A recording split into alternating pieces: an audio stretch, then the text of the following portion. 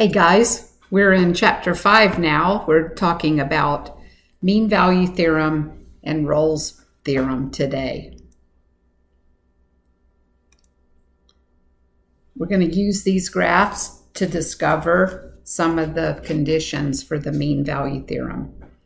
And you can see there's a set of directions at the bottom of your notes page. And they're telling us to draw secant lines for each of the figures on the intervals. So they were giving us the intervals here in this first figure between 1 and 9.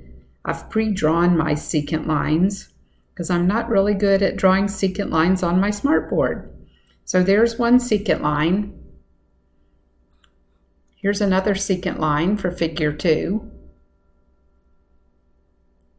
And then if we go over to figures 3 and 4, we can do the same thing there.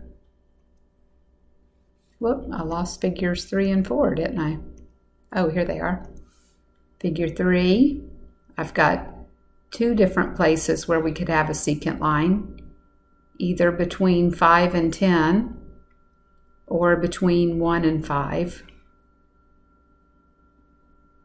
And then on figure 4, between 1 and 5. So we've drawn a secant line on each one of our figures. Now, question 2 in the directions asks us, are there any points on the graph of the function where the tangent line to the graph appears to be parallel to the secant line that we've drawn? And we could draw tangent lines between the endpoints of the given interval if that was possible. So let that be called the point of tangency. We're going to call that the point x equals c. So it seems to me, in this figure, the first figure, it seems to me I could have a tangent line between 1 and 10 that has the same slope. Well, my line needs to be the same slope. So it seems like we could have the same slope right about, we'll get that to move.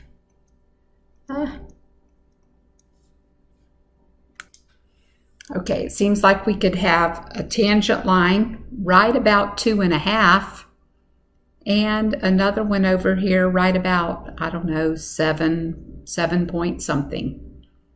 So say right about here, we could call that one our first C. C sub 1 is about at 2.5. And this one, C sub 2, looks like it's right about 7, and we'll say 7 2/10. But in this case, in figure 2, this is our secant line, and there's no place that we can draw another line between 2 and 7 where the secant line has the same slope. On example 3 or figure 3, again, I can take my baby tangent lines and move this one up tangent to this first secant line right about 3. So our first C sub 1 is about 3. And then the second secant line, parallel to this secant line, right about 6. So we'll say that second tangent line at 6 is parallel to this secant line. So we have this secant line here and another secant line over here. And then this one between 1 and 5, we could have a tangent line right about there. So possibly at 4, where the tangent line and the secant line have the same slopes. So possibly right at 4, about 4. Now let's jump over to those directions. So we've done this and we've done this. For each figure, estimate the value of C where it occurs or explain why it's not possible. So in the first one, we said C sub 1 was about 2.5. And the second tangent line was about 7.2. The second one, if you remember, that was a corner there. We had that little cusp area, so we don't have a possible tangent line because it had a cusp. I think we can go back and look at it, a cusp or a corner, and that was that little peak. Let's go right here. See, so we couldn't have a secant line and a tangent line with the same slope. And part of the problem was that corner. The third one, we said that the first tangent line was located about 3, and the second one was about 6, and the fourth one, we said that it was about 4. So which functions are continuous on the intervals? If you look at your figures, we could say the first one, figure f of x, is continuous. And the second one with that cusp, g of x, is continuous. The third one, h of x, has a jump discontinuity, so it's not continuous. And then k of x, the last one, figure 4, is continuous. And which functions are differentiable? So again, going back to our picture, I believe we're going to find that k and f are differentiable on the intervals. So, looking here, f is differentiable from 1 to 9. This one's not differentiable at that corner, so that one's not. This one is not differentiable from 2 to 10 because there's this jump discontinuity at 5. It is differentiable between 1 and 5 or 5 and 10. So that one has its own little can of worms. And this one between 1 and 5k is also differentiable. So we could say on the whole intervals that f of x, that was figure 1, and k of x are differentiable. And like we just said, g of x has a cusp, so it's not differentiable at that sharp corner, which was at 5. And h of x over the whole interval, it was not continuous at 5. So we couldn't take a derivative on that entire interval at 5 because it had a jump discontinuity there. Okay? So basically what we've discovered is this. If a function is continuous on the closed interval from some point A to some point B, and it's differentiable on that open interval from A to B, that means I can take a derivative anywhere along that line, that interval from A to B, then there's going to be some number, we're calling that number C. C's on the domain of A and B, or we could say A is less than C is less than B. C falls in between A and B. Then the slope of the tangent line, that's our derivative, instantaneous rate of change, is equal to the slope of the secant line, or the average rate of change. So the tangent line is parallel to the chord from A to B. This is the chord from A to B. And this is the tangent line, f prime, if my function is called f of x. Verbally, we just said the instantaneous rate of change is equal to the average rate of change. Instantaneous rate of change is equal to the average rate of change. And the tangent line is parallel to the secant line on that interval. They're equal to each other. Parallel is equality there. So Rolle's theorem is just a little sidebar of the mean value theorem. And the mathematician Rolle set out to disprove the mean value theorem and ended up stumbling across a theorem that's named after him. And it's just a special condition. It basically says if we have this continuous function on the interval from A to B, on the closed interval from A to B, and it's differentiable on the open interval from A to B, if the y value at A and the y value at B are equal to each other, so they have the same y values, then our secant line has a slope of 0. The slope of the secant line is going to be 0. And if the slope of the secant line is 0, then there's got to be a value on that closed interval where the slope of the tangent line is also 0. Okay, and these conditions hold true. Then there's at least one number in between A and B so that the tangent line is also horizontal or 0. So what is the difference in the conditions between the mean value theorem and Rolle's theorem? Rolle's theorem states that the secant line has a slope of 0. Rolle's has a secant, can't spell and talk. Rolle's has a secant line, I'm having difficulty here, has a secant line whose slope is 0.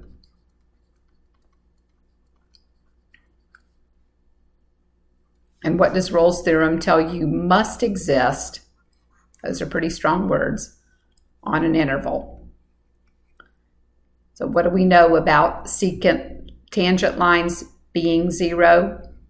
That tells me that I have a relative max or a min. So I have to have some extrema, a max or a min has to exist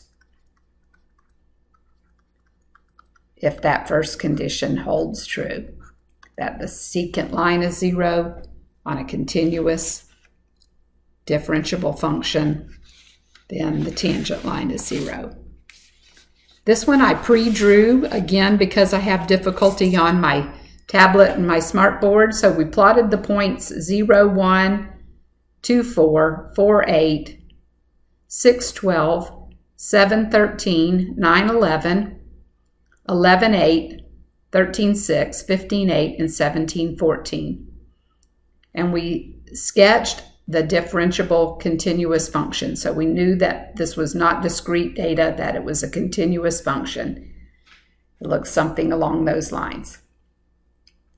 So the first prompt asks us to find the average rate of change of this function g. So we're going to call this y equals g of x. This is our function.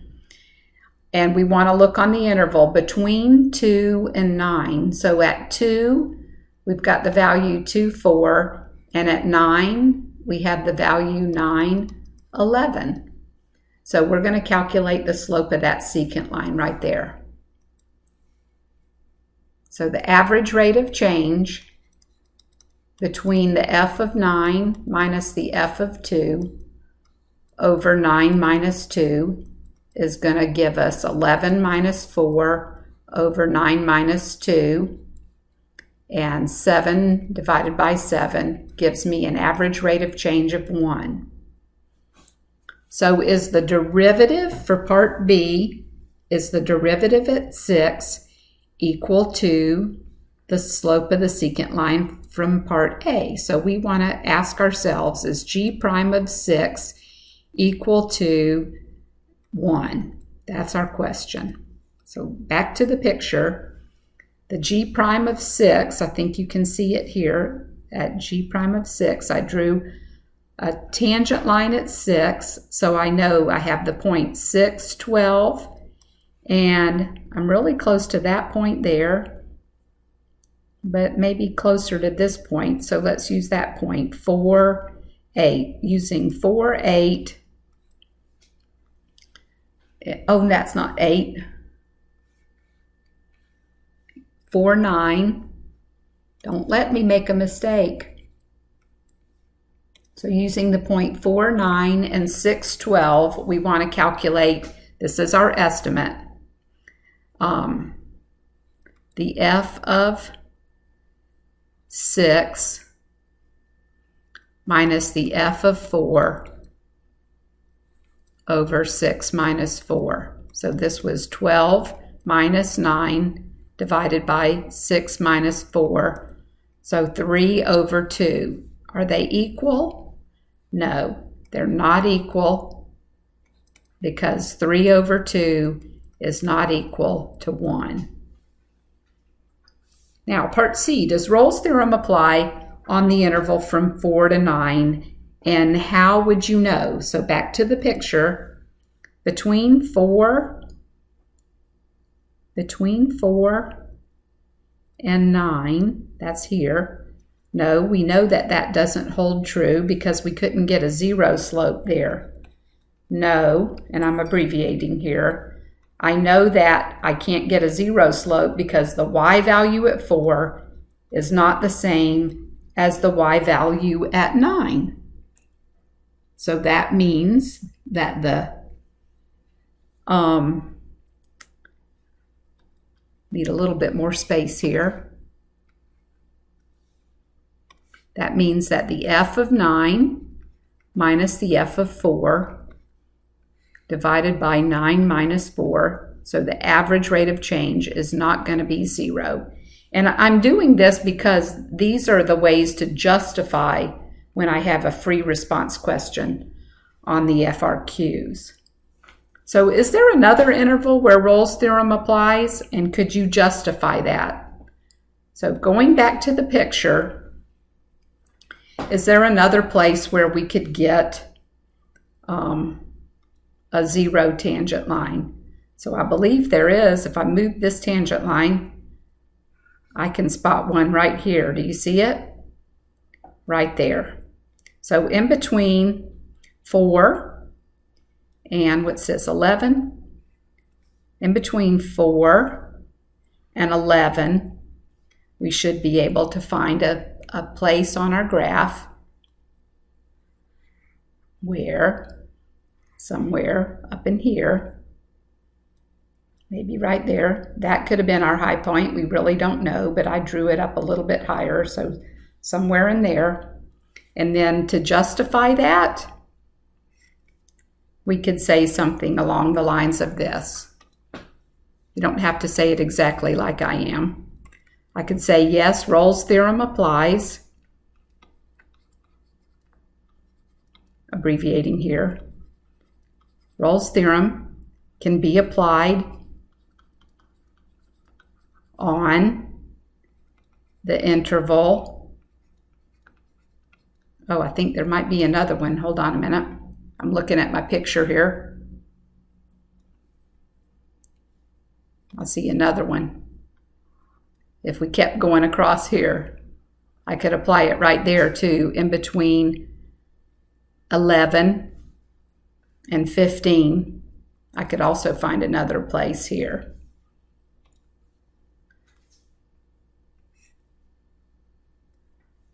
So we could apply Rolle's theorem on the intervals from 4 to 11 and from 11 to 15. These are the closed intervals. And the reason is the slope of the secant line is 0 on both intervals.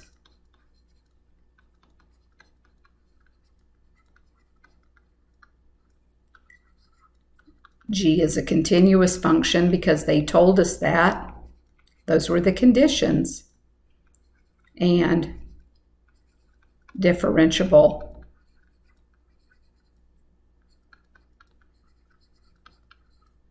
On what intervals did they give us? From 0 to 17. So we could either break it up and say it's differentiable from 4 to 11, the open interval, and 11 to 15, respectively.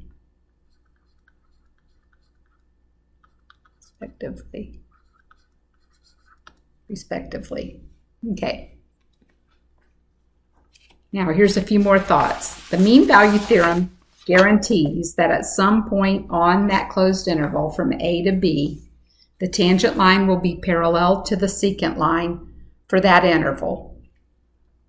Since parallel lines have the same slope, there's always some place on the interval where a continuous function is changing at exactly the same rate. It's changing on average for the entire interval. So let's go explore that. So let's let the function f be this parabola, and we want to find the number that satisfies the conclusion of Rolle's theorem on the closed interval from -3 to -1. So first of all, I know that f is continuous because polynomials are continuous and differentiable everywhere. So we got to state that because that's a condition to be able to use the theorem. So f is continuous and differentiable. I'm abbreviating since polynomials are continuous everywhere, since it's a polynomial. So it's continuous and differentiable on the interval. It's continuous on the closed interval and differentiable on the open interval. And then I want to find the derivative of the polynomial, which is 2x plus 2. And if we set that derivative equal to 0, because we're looking at Rolle's theorem, we find that we have a root to that derivative at -1. So then I want to know what is the endpoint value, the f of -3. If you plug a -3 here and here, you get 0. And I want to know the endpoint value at 1, and 1 plus 2 minus 3 is also 0. So they're both endpoints are 0. And then the f prime has to be equal to the slope of the secant line. That's our question. So we could say that 2x plus 2, that's my derivative, is equal to the f of 1 minus the f of -3 over 1 minus -3. And we knew that this piece was 0. So I had 0 minus 0 over 4. That was 0. And 2x plus 2 was equal to 0 when x is equal to -1. So we can use Rolle's theorem and know that our c value would be -1. So that parabola, we had a 0 at -3 and a 0 at +1. And when x was -1, the slope right here, the slope at -1 is 0. And you can check that on your calculator as well. This is one of my favorites. It's how the law enforcement uses Doppler. Let's say you have a sports car speedometer that registers 50 miles an hour as it passes a patrol car stationed at a mileage marker. And then 4 minutes later, the car passes another patrolman at a marker that is 5 miles from the first one. The driver notes that the speedometer registers 55 miles an hour. Can the highway patrolman use the mean value theorem to prove that the driver was exceeding the speed limit of 70 miles an hour at some time between the two mileage markers? So here's what I see happening. If we put it at point A, the time is 0. And we're going to go some distance. I'm calling that S of t. And we're passing the other patrol car at point B. And his time is what? Let's see, 4 minutes later. So 4 out of 60 minutes in an hour. That's a 15th of an hour. So my time elapsed is 4 minutes. That's a 15th of an hour later. So if T stands for the elapsed time in hours after the car passes the first patrol car, and S of T is the distance in miles from the first marker at time T. You might want to write that information down. I'll stop so you can do that.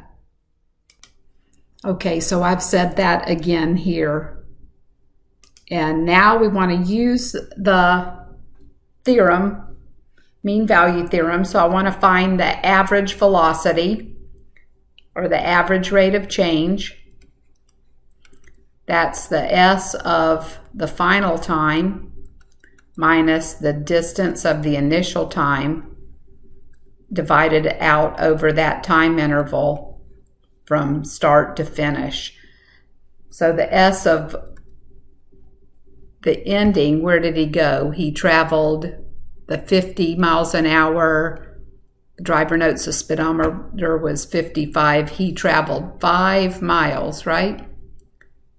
I saw that. That's 5 miles from the first point. So the distance was from the starting point to the ending point, 5, divided by 1/15. So 5 divided by 1/15 is 75 miles in an hour. So he definitely exceeded the speed limit. So we could say in conclusion, yes, by the mean value theorem, the car was traveling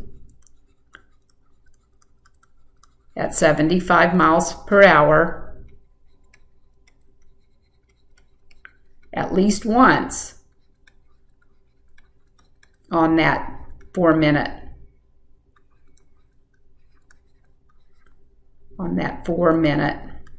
interval. This is how highway patrol and police get speeders from one point to the next with their speed gun.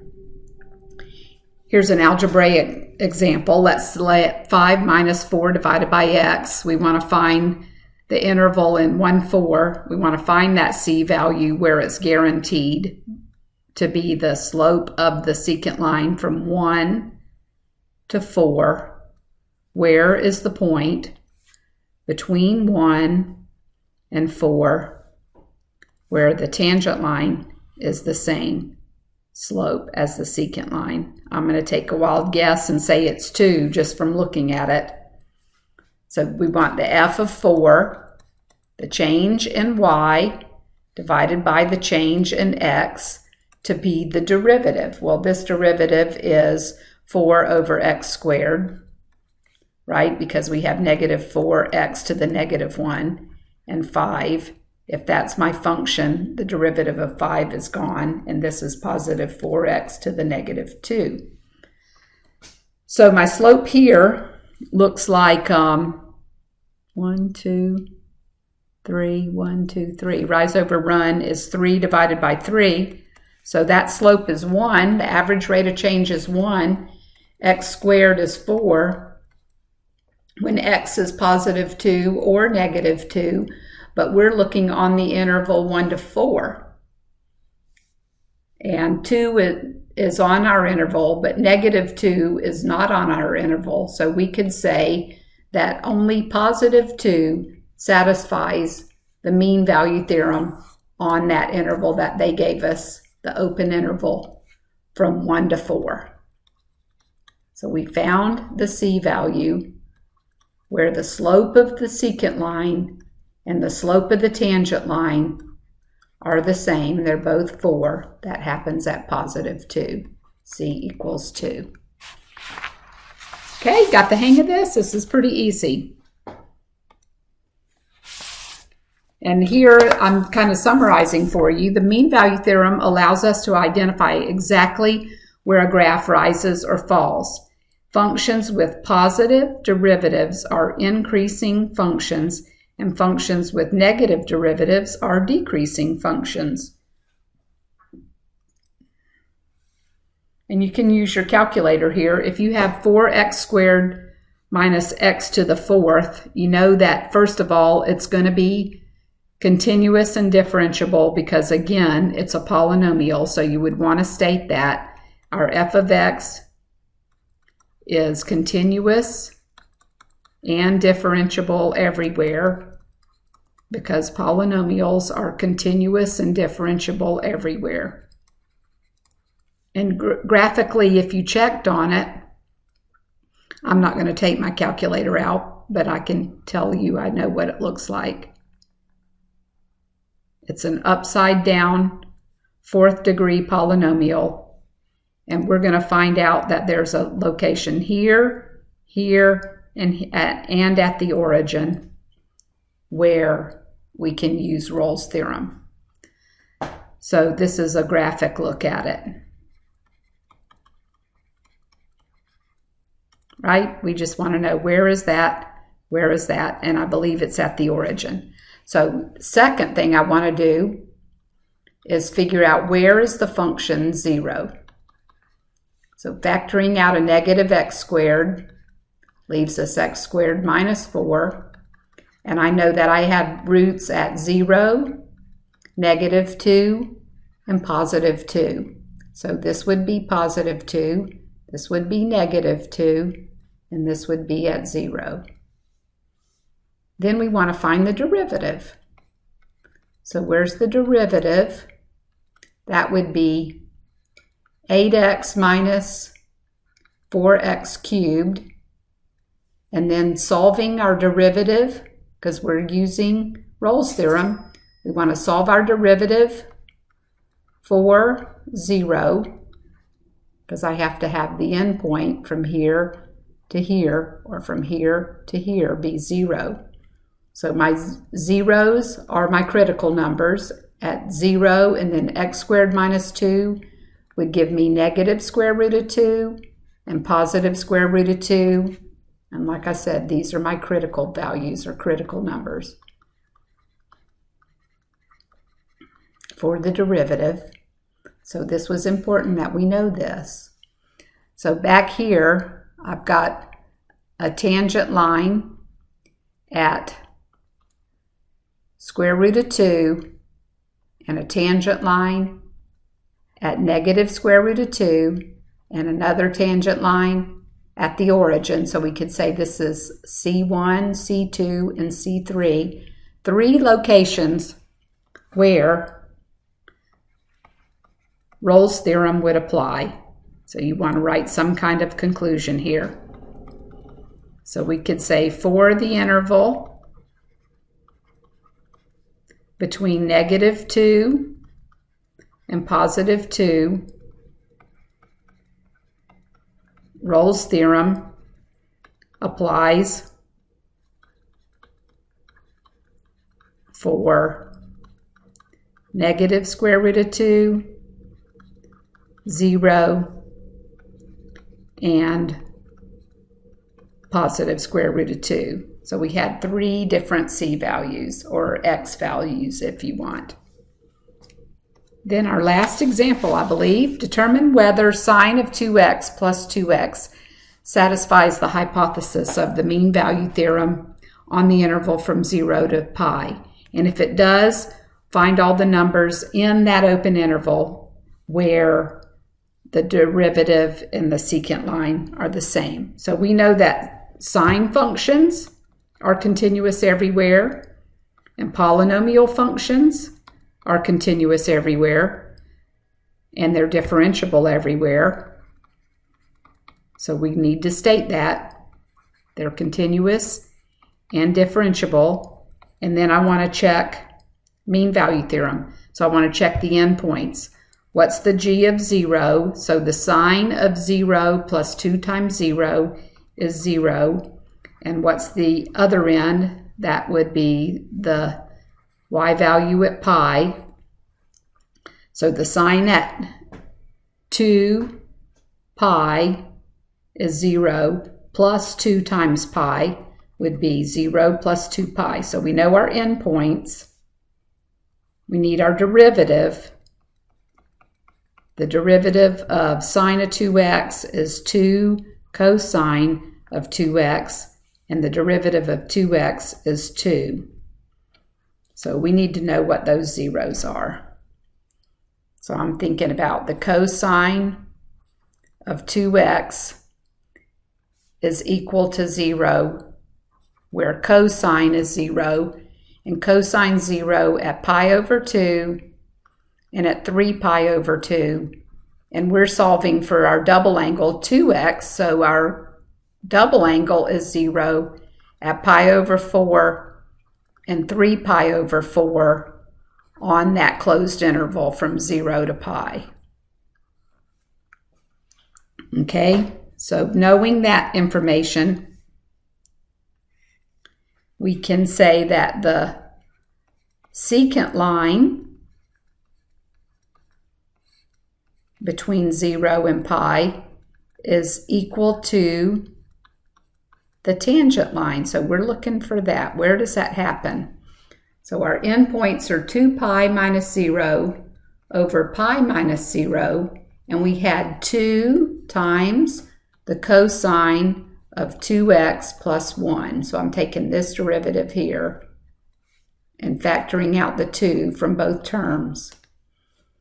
So this is 2 pi, and we could divide by pi. That's going to give us 2. And then cleaning that up, 2 divided by 2 would give us 1. So where is cosine of 2x plus 1? Whoop, parenthesis mistake here. The cosine of 2x is my angle plus 1. Oh, and I already solved that. That would be cosine of 2x equals 0. I jumped the gun here, so that would be this. Subtracting 1, we got cosine of 2x is 0 on that interval. Then we could say, this would be my fourth step, that the c values would be at pi over 4 and 3 pi over 4 on that closed interval. That would satisfy the mean value theorem. And again, you can take your calculator out and graph the sine of 2x plus 2x to see that these values hold true on 0 to pi. So that's our first lesson in Chapter 5, Lesson 1. See you next time.